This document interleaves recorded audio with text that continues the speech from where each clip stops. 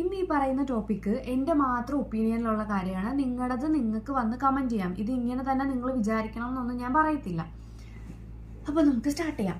ഇന്നലെ ഞാൻ പറഞ്ഞ ടോപ്പിക്കിൻ്റെ ഒരു കണ്ടിന്യൂഷൻ ആണിത്. അതായത് ഹസ്ബൻഡും വൈഫും അങ്ങോട്ടും അല്ലെങ്കിൽ പാർട്ട്നേഴ്സ് അങ്ങോട്ടും ഇങ്ങോട്ടും അവരുടെ ഇൻസ്റ്റാ ഫേസ്ബുക്ക് പോലുള്ള ആപ്ലിക്കേഷൻസ് ഒരാളുടെ ഐ ഡി മറ്റേയാൾ ഉപയോഗിക്കുന്നതിൻ്റെ കാര്യം ഇന്നലെ ഒരു വീഡിയോ ചെയ്തിട്ടുണ്ടായിരുന്നു. കണ്ടിട്ടില്ലാത്തവർക്ക് ഞാൻ ടാഗ് ചെയ്ത് കൊടുത്തേക്കാം, കണ്ടാൽ മതി.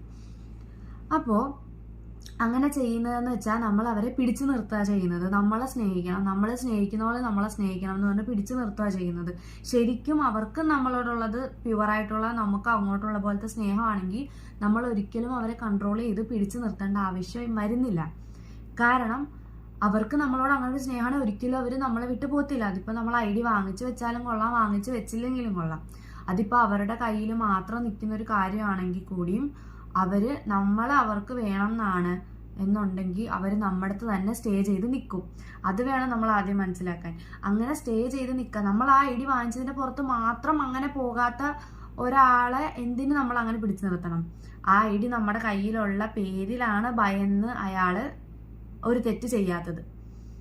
അങ്ങനെയാണ് സിറ്റുവേഷൻ എങ്കിൽ എന്തിന് അങ്ങനെ ഒരാളെ നമ്മൾ നമ്മുടെ ലൈഫിൽ നിർത്തണം? ഇതാണ് എൻ്റെ ഒപ്പീനിയൻ. ഇതിനെപ്പറ്റിയുള്ള നിങ്ങളുടെ അഭിപ്രായം നിങ്ങൾക്ക് കമൻറ്റ് ചെയ്യാം. ഈ ഒരു ടോപ്പിക്ക് ഈ ഒരൊറ്റ കാര്യം കൊണ്ട് മാത്രം തീരുന്നതല്ല.